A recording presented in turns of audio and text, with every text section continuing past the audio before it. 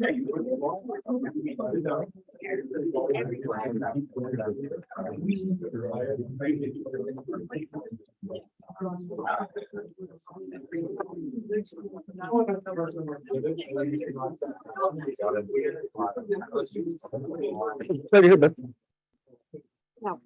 hair.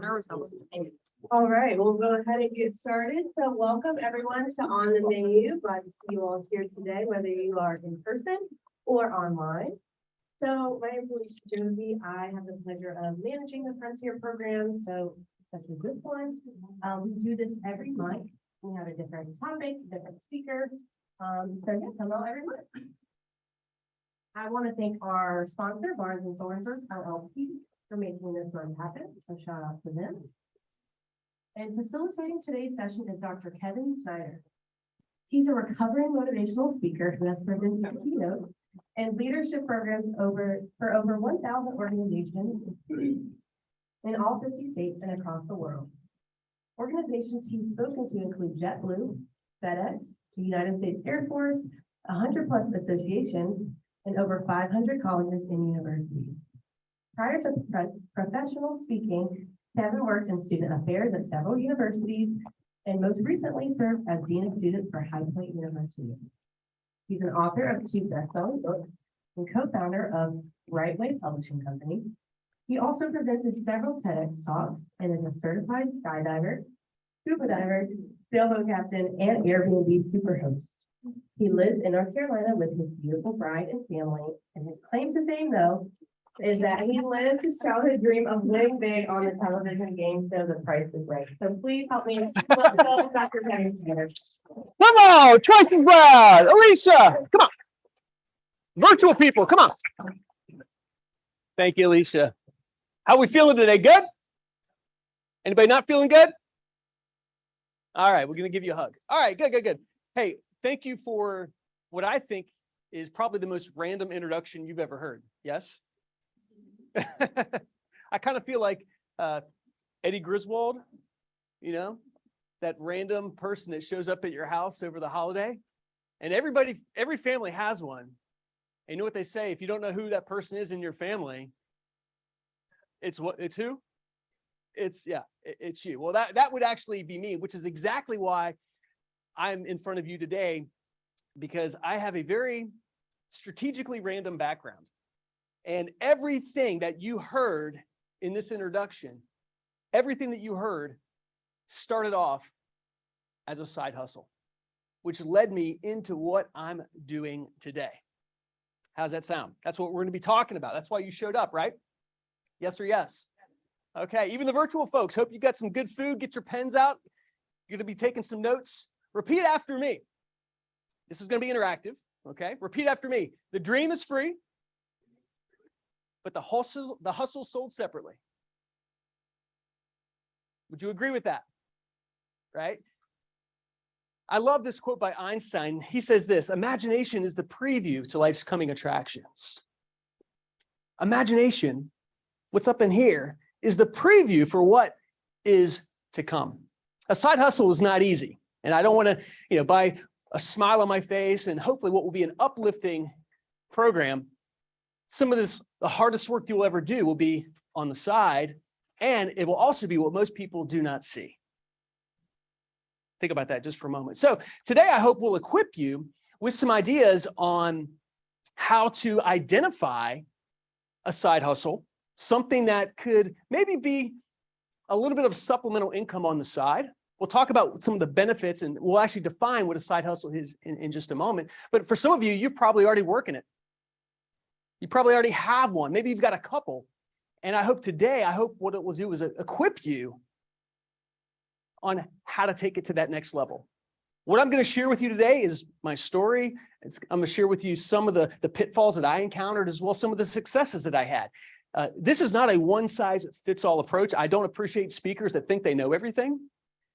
You're welcome. Okay. That would make us a narcissist. Cardinal rule is I don't have all the answers. All I have is insights, and my insights come from my experience. We'll have a Q&A here kind of throughout. If you have a question, you've got cards at your desk. Write your question down so you don't forget it. If you're like me, squirrel, shiny object, right? Write your questions down here.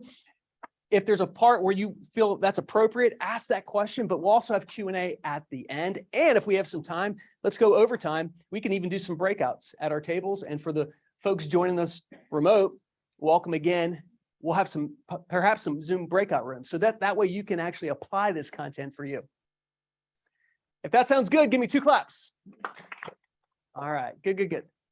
Now, for me, my side hustle all started with a toothpick. You've got toothpicks on your table. That's not for lunch. That's actually a prop, but you can use them if you need, okay? So let's talk about how do we, just in general, what the word monetize is. How do we find value? Monetize really means it's value. It doesn't necessarily even mean I earn money from it. Because think about this. Can you earn value by doing something for free?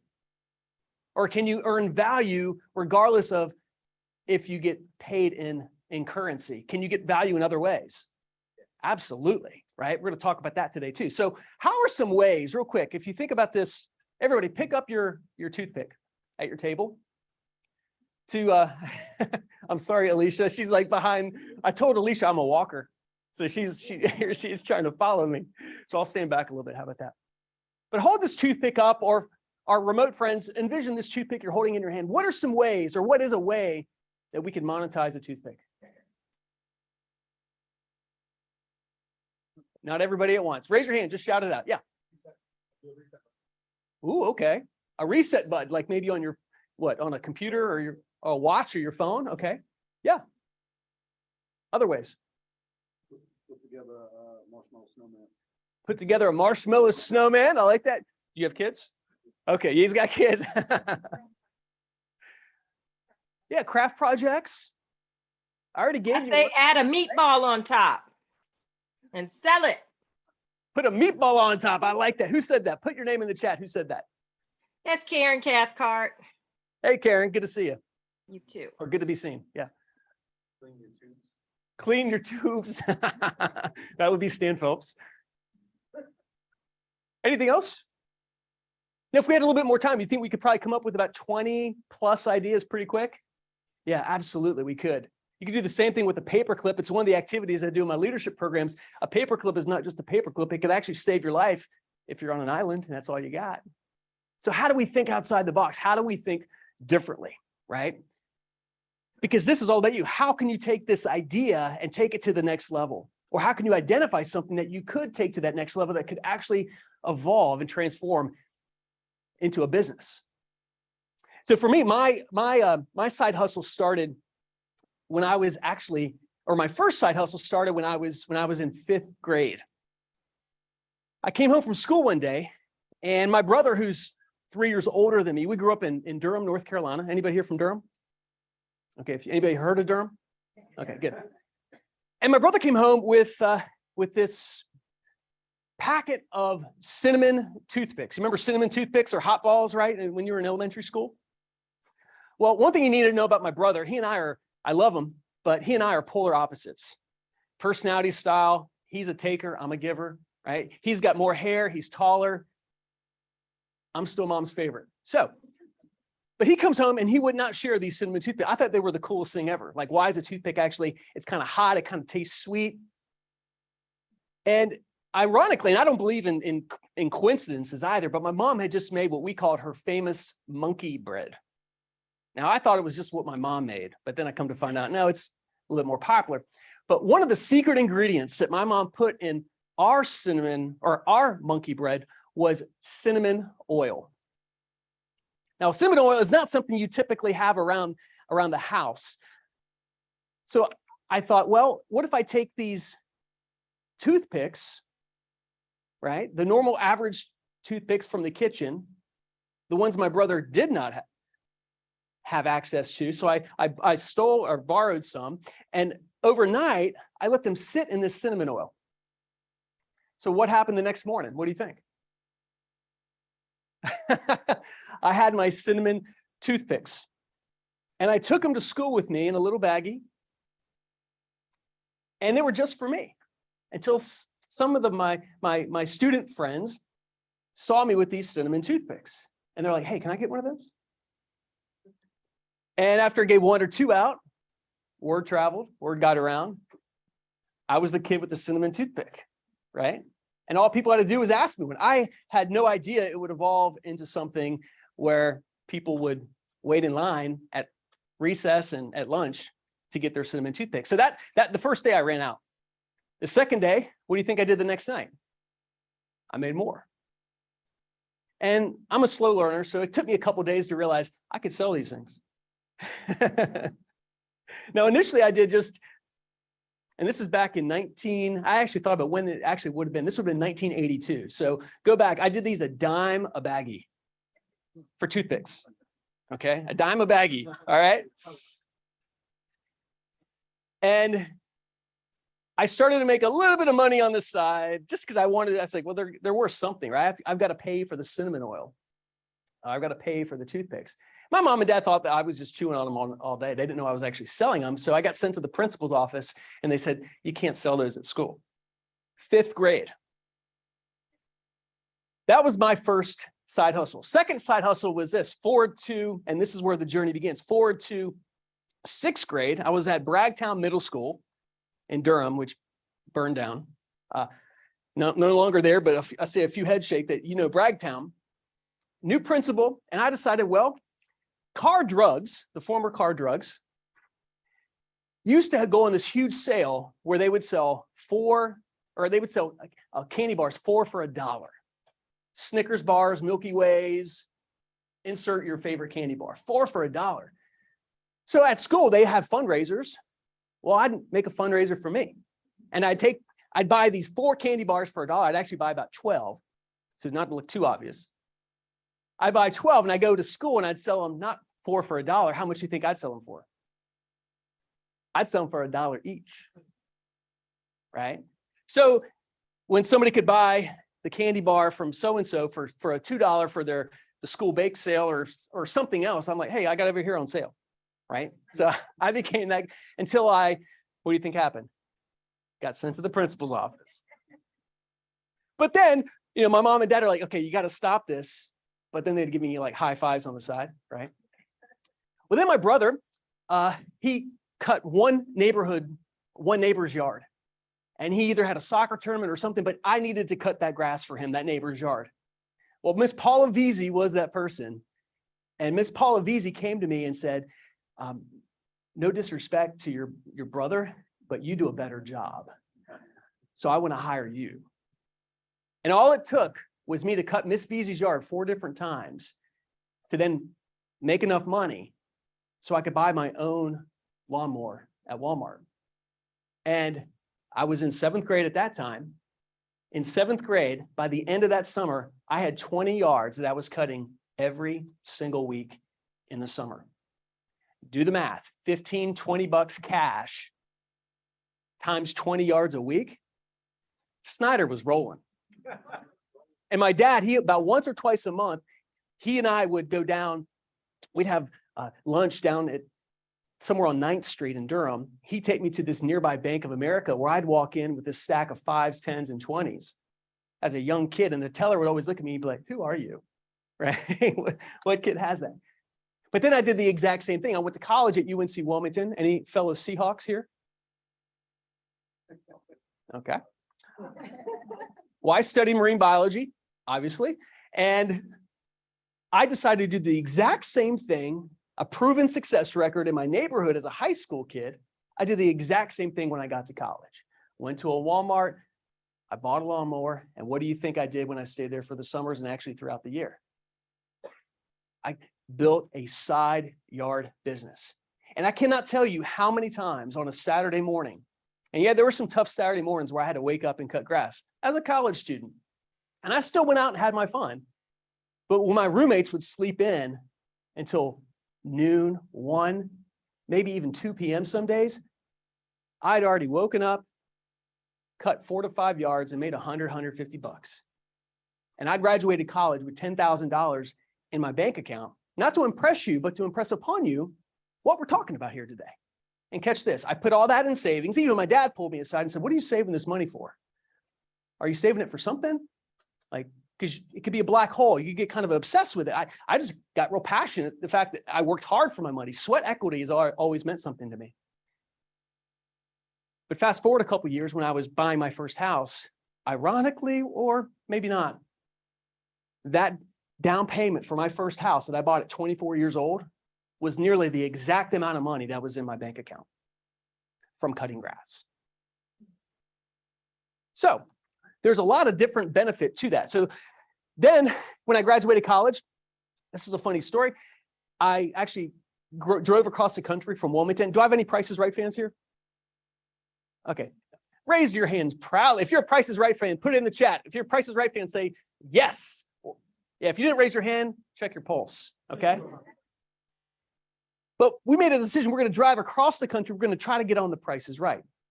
And it didn't happen the first time. It's a long story. It's one of my signature stories in my presentations. But ultimately, I lived my dream. I met Bob Barker, and I was on the game show called The Price is Right with the living legend, Bob Barker. Now, the reason I share this with you is because I didn't understand what was happening at the time, but this was going to be a story that would eventually evolve into a leadership program about visioning and achieving your dream. And I called it Passion, Persistence, and The Price is Right. And this became a leadership workshop. When I was working at different colleges across the country, I would present this leadership workshop to my students. And then word kind of traveled and spread that said, hey, we want to, can you come speak to our campus, or will you present this at a conference? And not overnight, but over time, I was building a side hustle speaking business. And I didn't get paid for years. In fact, the first time I ever got paid is because they asked me what my fee was. And I was like, you get paid for this? But then I was on to something. And then that, as you heard in my introduction, was this is what led me actually into professional speaking. It is still the signature story. And what I try to do in my program is inspire people to dream big, to think different, but start strategic. To start strategic.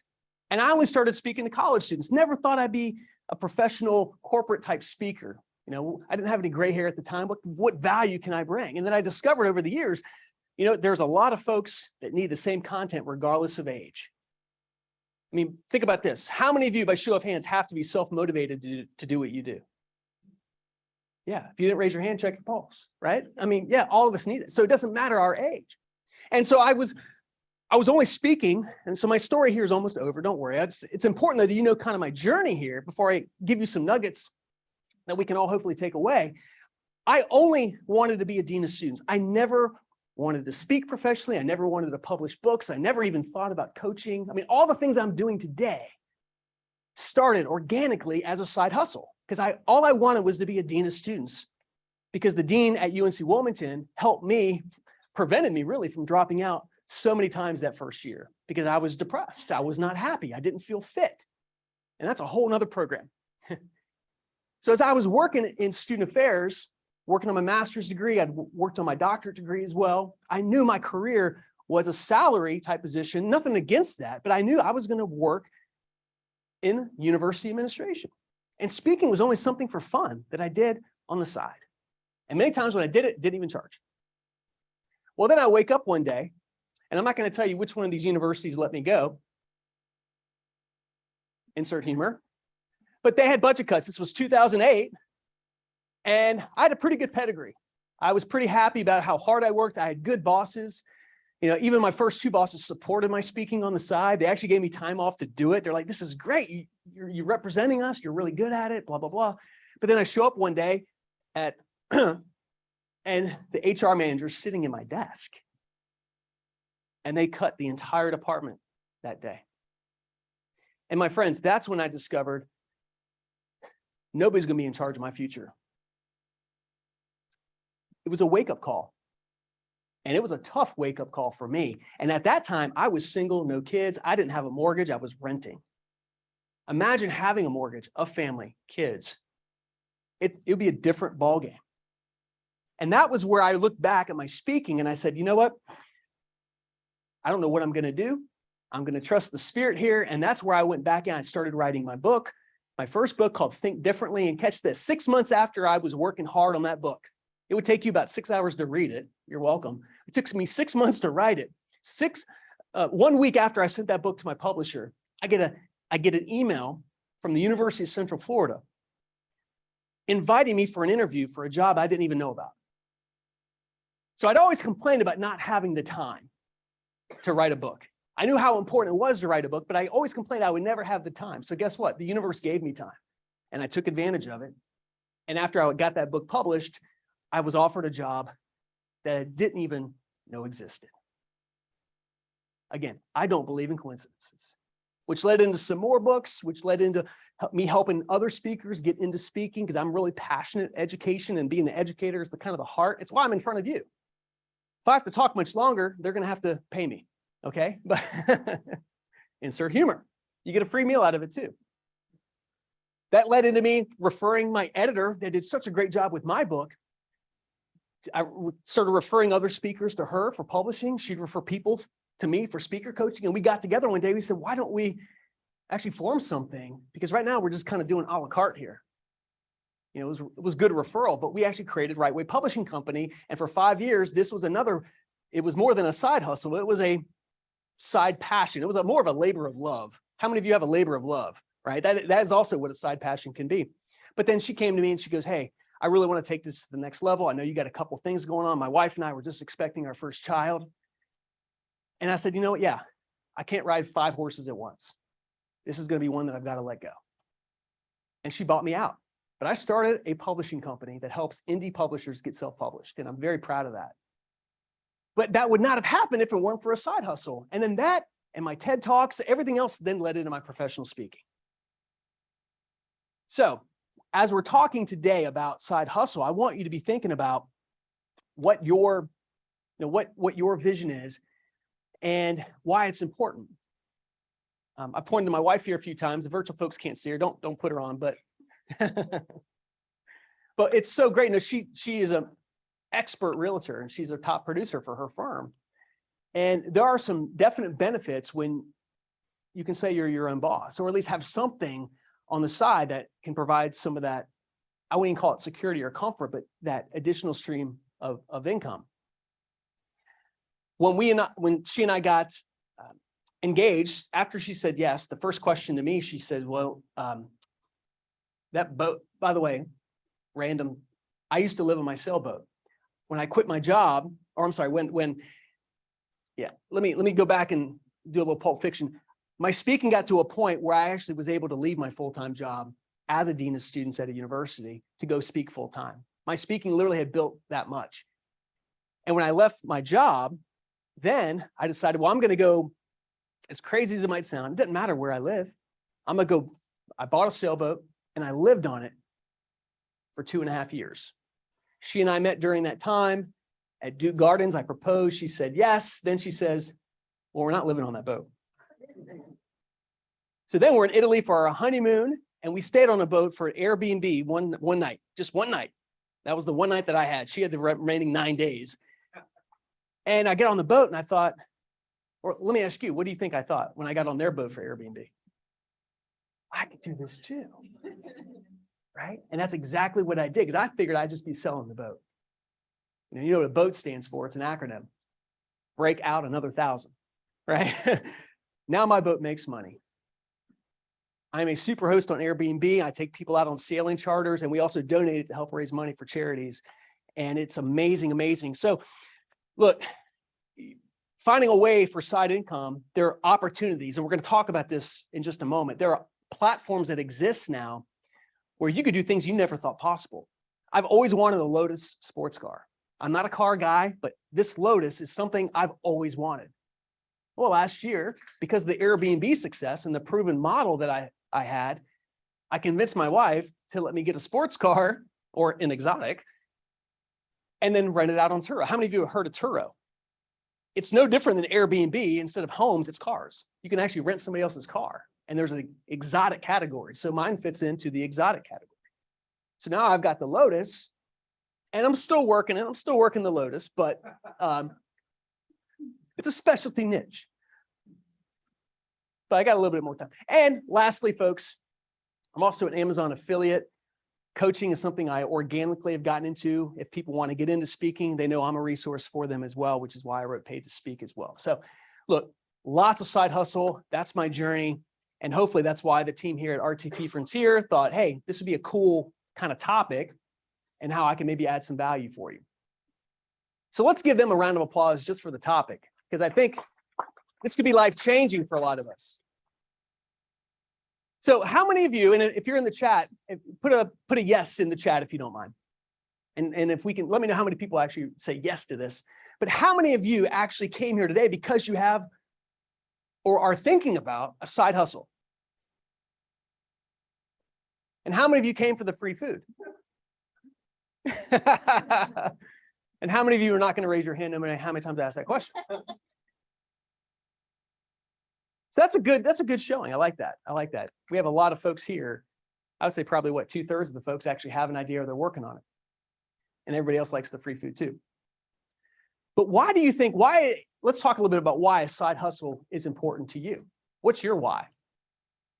And we talk about your why a lot, and it's kind of cliche, but no, this is actually foundational. It's extremely important to know why this could be important to us or why it is important to us. Talk to me. Yeah. One stream of income too close to zero. Okay, one stream of income too close to zero. I like that. Utilize some other gifts that I have that I can use other in my day-to-day work. I love that. Jim just said it allows me to utilize other gifts that I'm maybe not always able to in another line of work. I love that. One more. Anything from the online folks too? Yeah.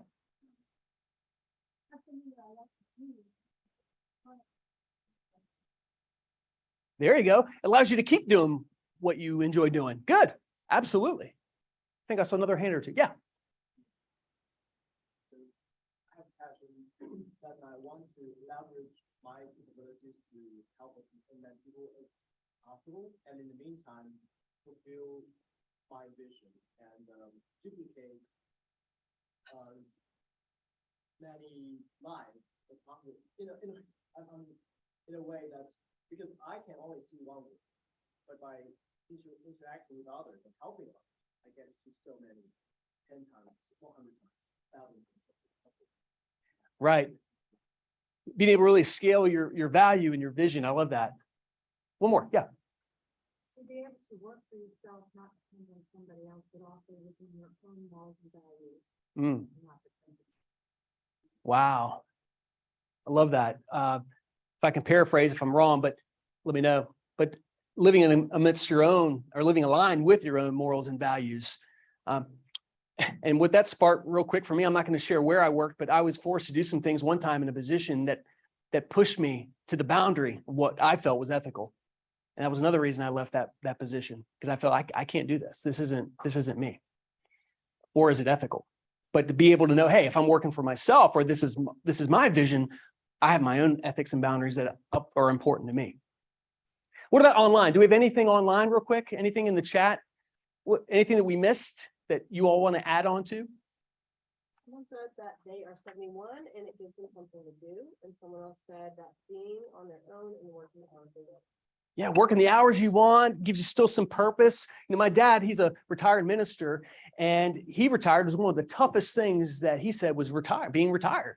And he kind of lost his sense of purpose. He was open about that, and he struggled for months, feeling like, what am I supposed? My whole life, this is ministry is what my dad did, and then it was like, what am I?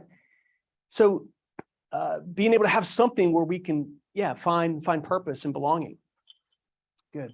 Well, here's some things when I was preparing these remarks for you, and what I hope would be of value. I thought, well, there's many more than just 4, but I think to get us kind of aligned with the core, absolutely, a side hustle could provide additional streams of income. It could be just one, it could be multiple. And that's why I kind of shared my story with you, is I have had some streams I no longer have, but that helped me grow to where I'm at. And then currently I've got multiple. I don't have just one source of income. I mean, speaking, workshops, and leadership programs is the main meat on the bone, but there are ultimately many other things. And thank gosh, amidst COVID, look, if you're a speaker in the room, I know we got Stan Phelps here and a couple other folks. Look, my in-person speaking back in March of 2020 went from 100 miles an hour to 0 in one weekend, it felt like. And for the next 2 years, I had nothing. I'm looking at my wife. And I invested in a virtual studio. And I mean, that's a whole nother program. And it would cost money for me to do it. And it was mental. It was hard for me. But when I built my studio, I practiced. Other people started to notice, and I got actually speaking engagements because of that.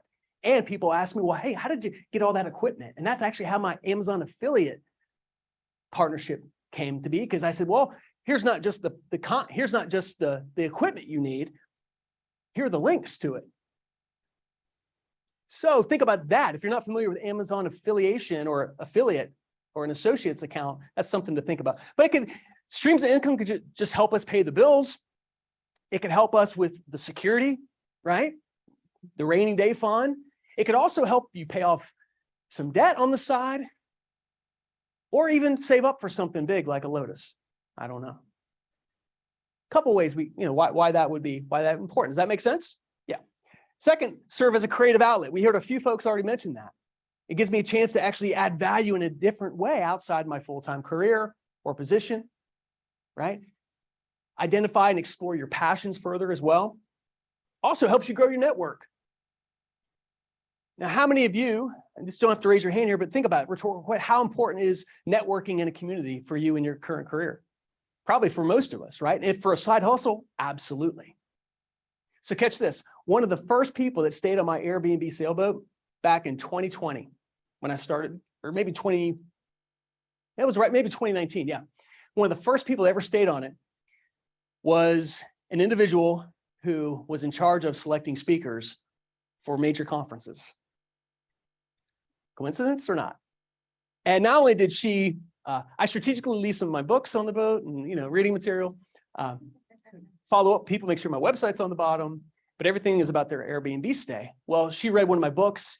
Not only did she say, we want to hire you, and she did for one of my highest paid engagements ever, but she also said, I actually want one of my bucket list dream jobs or dream bucket list items is I've always wanted to write a book.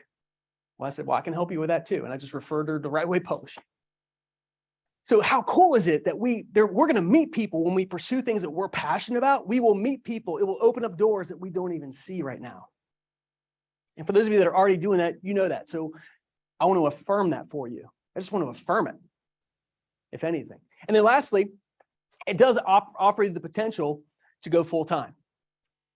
Now, when speakers come to me, I'll just give you this as an example. They say, well, hey, this is what I want to do. I know it's what I want to do, but should I just quit my job and go into speaking? And what do you think I'm going to say to that? No. If you can't pay your light bill with speaking, don't think you will just because you quit your job. I mean, the pressure of that as well, it will come out is desperation almost. So, but when you're consistent, then you can raise your fees. Then you can add more streams, perhaps be better at it, right? So it allows us the potential, at least when we get really good at it, to then go full time.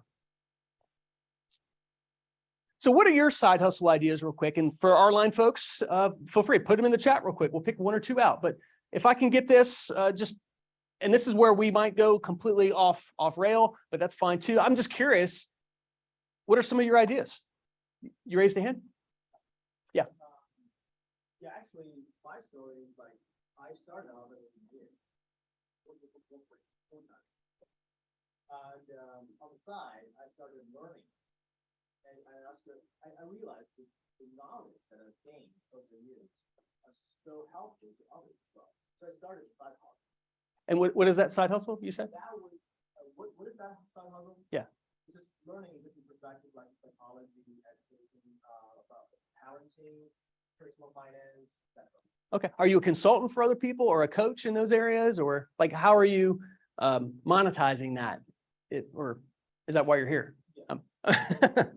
Well, part of it is that we spend like minimum 20 hours educating people about different perspectives that they're interested in. Yeah. By the end of it, if they have certain needs that's associated to personal finance, we can customize a service for them. Excellent. Okay. So you can help people in various categories of, okay, good. A couple other thoughts. Yeah. One of the things I'm doing right now is I'm creating online training programs for entrepreneurs. There you go. Online trading programs for entrepreneurs. A lot of different platforms with that. Excellent. Anything virtual with remote folks? Some people who do music, I guess music lessons, music performances, We've got people who do freelance editing and proofreading. So music training, freelance editing, Voiceover work. voiceover work. Say one thing that I see hands, thank you. One thing that, silver lining, not that COVID has any silver lining because of the, just the what happened in our world, but I didn't even have a Zoom account. And what at least I was able to learn, one thing I was able to gain from that was that virtual has a new space of opportunity for us. We mentioned the online training, but being able to help people, not just physically and in person, but we can also be virtual as well. That's what it opened my eyes to. Yes. I've had multiple. I've done trucking. I have a house I rent out now. The stock market is probably my passion. The stock market. So when you say truck, go back to that. Like you were a driver. I had a box, I had a box truck that I sent out. I sold it to try to get an 18-wheeler, but the market's not great for right now, so I'll put that money out to real estate. So Okay, then some real estate. I heard a little online trading, right? Okay. Nice. It's got a few things here. I like his name is Onion. I like it. All right. Yeah. Savage. So, I did entomology of my bachelor's on that. When I was younger, I used to collect insects and kin them. So I know that there's like some companies that sell insects, display insects. So it sounds like an interesting side hustle. Absolutely. And I'd say there's some side hustles that might seem kind of broad, and there's some, I don't know if y'all were able to hear Mr. Savage here talk about being able to pin insects. Is that Display them. and display them? Yeah, and all different types. And there are some categories inside that are very, very niche. And although some people might say, well, that's pretty limiting, others can say, well, no, they actually can open up a whole new realm. So niche can actually be great as well. One or two more, yeah. I used to be a face painter before COVID killed it overnight, and so I thought about teaching. Both in person and online. Yeah, again, teaching, right? Former educator at heart, applying those same skills. Yeah, excellent. I make communication from the clothing of the deceased. Wow. She makes cremation urns out of the clothing of deceased. That's its own program. Next program on the menu, is there a second? Right? Okay. So, hey, those are some great ideas. Keep them flowing too. I'm sure that some of you are not necessarily shy, but hey, you heard a lot of variation here that was very helpful. So let me share with you just some insights for what I feel would help people knowing kind of where to start. And if you're already started or already kind of, you're well on your way, well, I'll encourage you to ask yourself, have you done this then? There might be a blind spot. I always ask folks, I have a coach myself. I always ask them, hey, here's what I'm doing. Help me find out some blind spot. I know what I'm doing, but if I've missed something, I'm so familiar with it, help me see what maybe I've overlooked. So number one would be mindset. How many of you, we already kind of touched on this a little bit, but how many of you think that a side hustle will be easy? Anybody? Yeah, hopefully you're not raising your hand. Mindset will probably be one of the most important things to make sure that we have developed into a growth mindset. So rhetorical question, but is developing a growth mindset essential for success? Yes or yes? Yes or yes? Absolutely, right? A growth mindset, because that impacts the behavior we're going to take, our actions, as well as that's going to impact our results. That's going to impact our performance. And from my research on self-efficacy, which is your belief system, I studied student retention. The students with the highest levels of self-efficacy had the highest retention and performance. That's just on the student campus.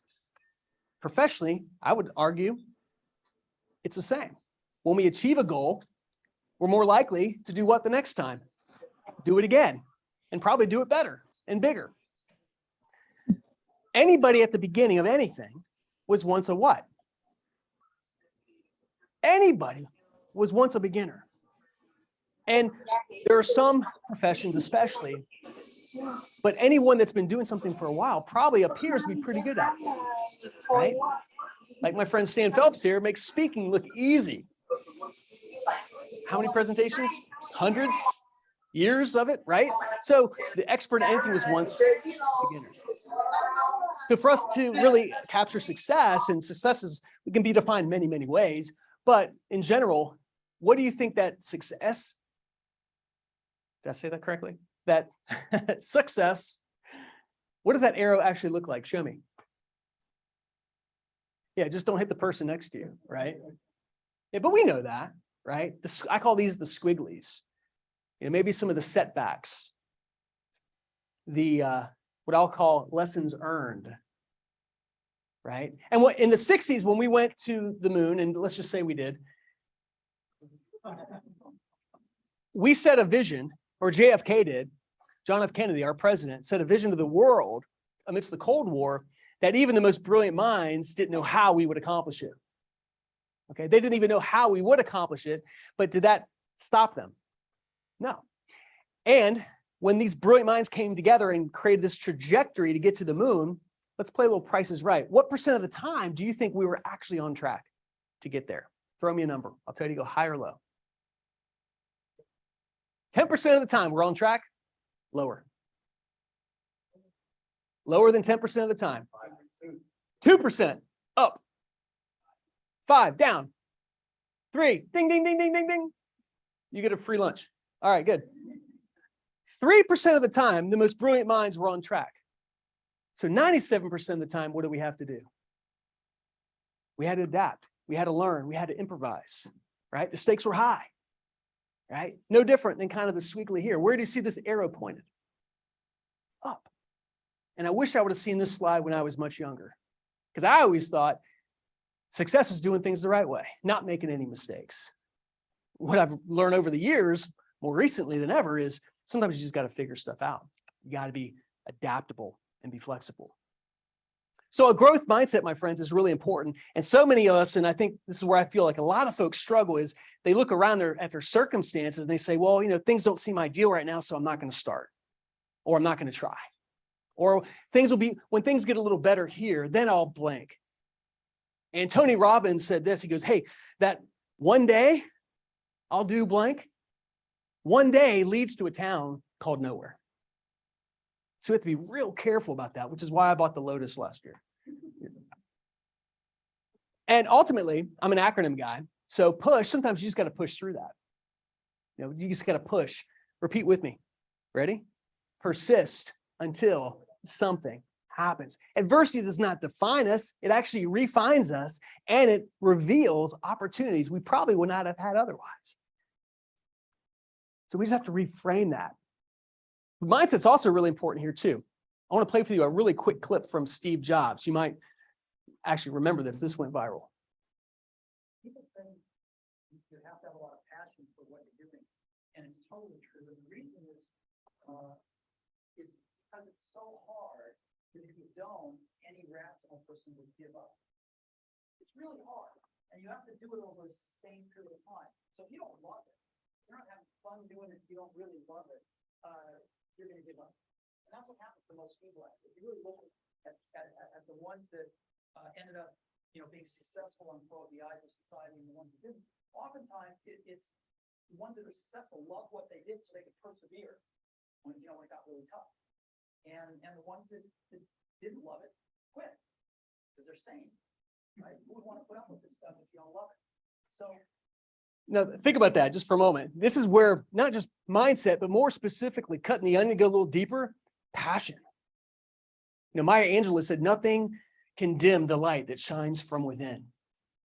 And if any of us, myself included, are starting to pursue something with the sole goal of making a little bit of money on the side and we're not passionate about it, we're probably, we might have some success, but when it comes down to working through the squigglies, at some point, we'll probably be like, yeah. When we are passionate about something, Zig Ziglar said this, when you're passionate about something, you'll find a way to make it happen. The late Zig Ziglar. Any of you know Zig Ziglar, right? He was one of my speaking mentors. And I'll even take that to the next level. When we have passion for something, we'll make a way to make it happen. Not just find a way, we'll literally make a way. And so no leadership presentation or no program in general is not complete without an iceberg slide. So there you go. But we know this. Look, success is, what people see at the top. Is there a lot more at the bottom? Yeah, absolutely. I mean, this is what makes all that float. And the reason the iceberg is so dangerous is because this is what does the damage. So just keep that in mind, that depending on where you're at, the undertaking, but also taking it to that next level, it's probably going to be one of the most difficult things that we've ever done. Will it be easy? No. But would it be worth it? Hopefully you can say yes. So where to start would be really get the mindset right. Okay. How are we feeling? Good? Makes sense? Secondly would be this. And again, this kind of depends where you're at, but I would encourage you to research as much as possible what's already out there. To research it, to benchmark what's already out there. And also, if you're not 100% sure what your side hustle might be, I'd encourage you to start listing out, what are you really good at? What motivates you? What are you passionate about? I would assume most people here, unless you truly did come just for the free food, there's other places you could be. I believe everybody came here because there's something on your mind or something you're already doing. I'm just going to trust that. So I'd encourage you to do, if you're all kind of on the side, hey, I like this concept. You kind of got me thinking here, motivation boy. Thank you. Start listing out. Yeah, what are things that you're good at? What do people ask you questions about? One of my favorite questions to students is, what is it that when you do it, time stops? Pursue that. Don't focus on how do I get paid doing that yet, but just focus on identifying what that is. And then third, and all three of these are pretty big, but I'm not a big bullet point guy. The third part of this would be just start getting organized. Don't worry about an LLC. Don't worry about, some of these other, just start researching it as much as possible. Know kind of your style. Are you electronic? Are you print? Have a folder, a 3-ring binder. I still have a speaker notebook from many, many years ago on it as a 3-ring binder.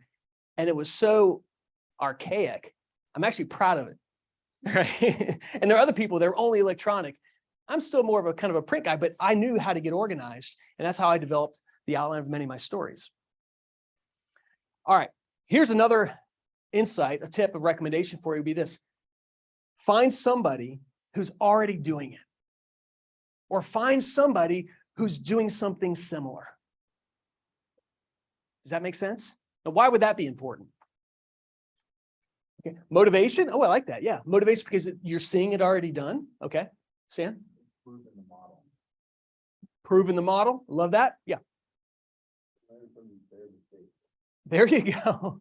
You can learn from their mistakes. Let me tell you something, my friends. They've already made the mistakes that you will make if you don't study them. And by study, I mean respectfully stalk them. I mean, today's day and age, we can follow, we can benchmark. I like the word benchmark, right? I saw a few other hands. Yeah.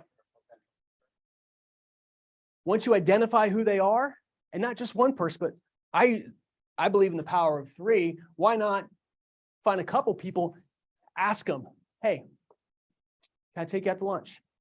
Ask if they have a coaching program. I mean, the amount of money and time that you will save from already knowing what pitfalls they hit will be enormous for us and for you. I saw 1 or 2 more hands here. And if there's anything online too, feel free to let me know. Anything? One more thing. Yeah. There we go. We're going to talk about that in just a moment, to actually know what's out there so you can actually differentiate yourself from it. I'll give you a brief story about that. But also, to kind of where to start would be, expect those naysayers. Are there going to be naysayers that don't believe in your idea or your dream like you do? Absolutely. So expect it. And the first time somebody says, well, that sounds crazy or that blah, blah, blah, be like, yep, I remember. Expect it so you're not surprised. One of my favorite stories is the story of Roger Bannister. And he was a runner in 1954. Anybody know what accomplishment? The 4-minute mile. He ran a mile quicker than 4 minutes when everybody around him said it was impossible. But then Roger was able to do it with determination and vision and practice. And since 1954, do you think other people have been able to do it, or was it just Roger? Up until Roger, everybody thought it was impossible until Roger showed that it was possible. And now hundreds, if not thousands, I stopped counting. It used to be hundreds. I'm sure it's thousands now. Thousands of people have been able to break this 4-minute mile record because they saw that it was already done. He had naysayers all around him. And ultimately, with all the work that we'll have to do that nobody sees, it will be tough. So that's also why it's important to find support, to find community and a network where people can believe in us, because we're going to need that. All right. I know we're wrapping up on some time here. One thing I would also want to add to is platforms. You know, I could not do Airbnb for my sailboat without Airbnb. I could not rent out my car if it weren't for Turo. I cannot self-publish books if it weren't for KDP, which is an affiliate of Amazon. What are some other platforms that are online that we could take advantage of that are very common and popular, that or maybe that you're using? I don't use it, but like, Udemy, right, for your online courses. Yeah, and there's many, many different ones to consider, and there are pros and cons of a lot of them, or all of them, right? One or two others, real quick. Yes. So YouTube is great for affiliate marketing through Amazon. And once you reach a certain amount of subscribers, you can even get subscription number 2 that are also available. Loving it. And I just wrote a few here down. I mean, you've got Etsy. Any of you that heard crafts a little bit earlier, Etsy, you can pretty much buy anything that people make. You want to use your car and drive a little bit on the side just to make a little bit extra. Uber. All right, Lyft. Freelancing. Virtual assistants. Fiverr. I use Fiverr all the time. I have a friend that actually, he creates NFTs and sells them on NFT.com. He's made several thousands of dollars just creating these crazy monkeys and things on NFT. If you don't know what NFT is, don't ask me because I don't know either, but some of you do. But he has NFT. So look, multiple platforms out. And that's where it depends what your niche is to know which platform exists. But I would venture to say there's likely platforms that you can take advantage of. And when you look at, I did a little bit of research here. This is from Dollar Sprout. And when I was just kind of doing some prep for this, I thought, well, you know, what's some of the biggest hurdles that people have self-reported on their side hustle? And what's interesting, if you want this slide deck, I'll send it to you. But if you cannot see this, what's interesting, the top 3, I'm always looking for common denominators, common themes. The top 3 here, not knowing the first step was 14%. 28% said not finding the right idea or trying to find the right idea. And then 30% said making the time to work on it. All 3 of those are mindset. Money was the least. Think about that. All right. So what's next? What to do next? Think different. We talked about differentiation, right? There's a fish store in Seattle, Washington that is surrounded by other fish stores. Anybody know what the Pike Place Fish Market did a little differently that made them literally world famous? Yeah, as crazy as it sounds, they started throwing the fish, right? You're not just going to walk by our fish market. No, we're going to actually bring you in. You're going to, if you buy a fish, we'll let you catch it or, you know, get behind the counter, or you can throw it. But what they were able to, this is a little much. This one's a little much.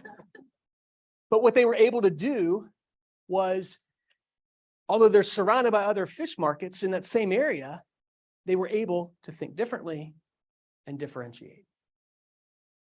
And if they can do it with dead fish, I think anybody can do it. Doesn't have to cost a thing. It just requires some intention to know how to really stand out in the sea of sameness and to differentiate.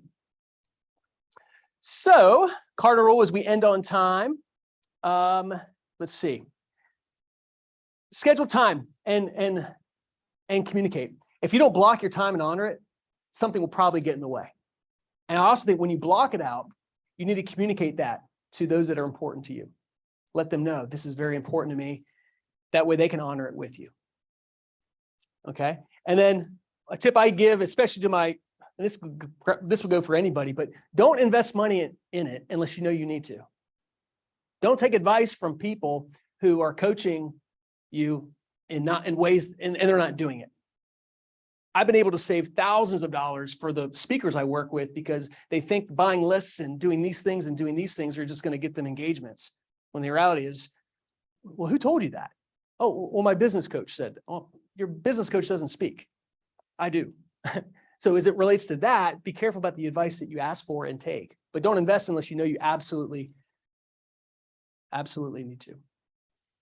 So here are, we're going to close right here, but here's 3 questions for those of you that either if you're on the Zoom and want to talk about this with others in a breakout or even at your table today. I'm gonna stick around as well, but here's what I'd encourage you to do amongst your table would be this. Share what your hustle idea is, what you're considering or what you're doing. What is your why? And what do you think you might need to move forward? Based on what we've talked about today. Even if it's just one thing, you take away one thing, you're like, no, I need to be doing that. And before we do that, any questions for me? And we've kind of talked around a lot through the program, but specifically any questions for me? And if there are any online too, feel free to post those. Any comments or jokes? Anything? Yeah. I was gonna say, well, finding naysayers to be a nayslayer, so maybe that's the nice little thing I learned from this. But I think the other thing is, what's one side of all the side hustles you've done? What had the least success for you? Why, and what did you learn from it? Ooh, great question. So the question was, what of all the side hustles, which had the least or the Pretty satisfying. least satisfying? I would say right now it's the Lotus because it needs to work. I've rented it a few times, but I know if I have to sell that puppy, because that was the agreement. It needs to work like Airbnb. So that's not a proven model yet. So I'm a little anxious about that. Other than that, I think everything's led me to where I'm at. So I've pursued a little online trade. Actually, I'll say this. I pursued some online trading. Oh, yeah. Yep. And I did not do well with that. So that should pop up in my head first. Yeah. Thank you. In the back. Yeah.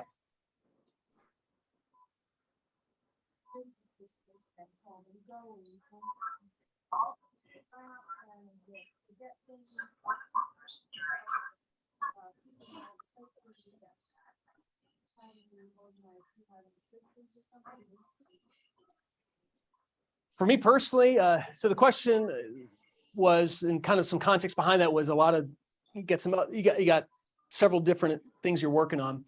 For me personally, I've got several things that I have as well.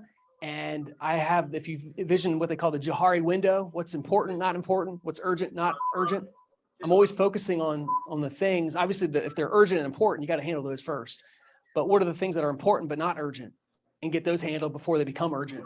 Because I don't work well when I feel rushed or crammed for space. I can't get into the right mindset and zone to do the type of work that I do as a leadership presenter.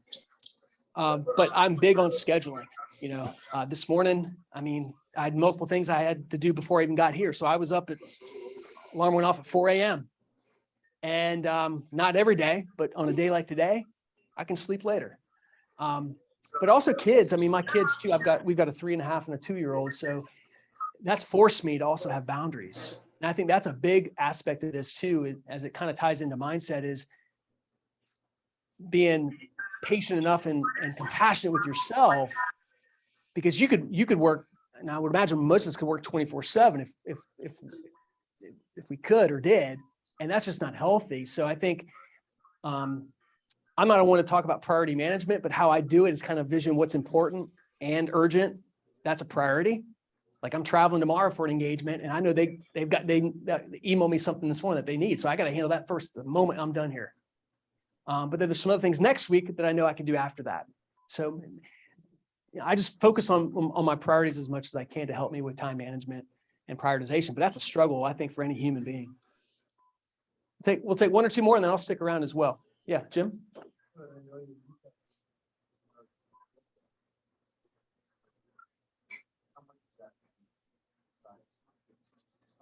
I have a very low IQ, but a very high I will. And thank you, Jim, for, but no, I think work ethic is that's, it's one thing to have a vision, it's nothing to, the persistence that, and the adversity that we will face to pursue it. The work ethic is mandatory. And that's why, and that's another reason why the passion, the source of it can help fuel that as well. So, hey, I'll stick around for some more questions and even with the online folks, but look, any of you that want to connect with me, I've got a free copy of my book if you'd like to get a copy of it, ebook copy, QR code here, hold your phone up to the screen or right here. QR codes are back. Loving it. It's a free copy of Think Differently, my book. And if you like the content from today, some of the motivational stuff, it's all in this book. So you'll like it. Enjoy the e-copy. And also, I've got Pay to Speak as well. But if you type up my email or my website, it's kevincsnyder.com. Just make sure that you spell Snyder correctly. Otherwise, it goes to some guy in Georgia who hates me. He's like, who are you? I am honored for your time. That's what's most valuable for all of us. So give yourself a round of applause for showing up today. Thank you. And I'm going to tag us off into some journey here.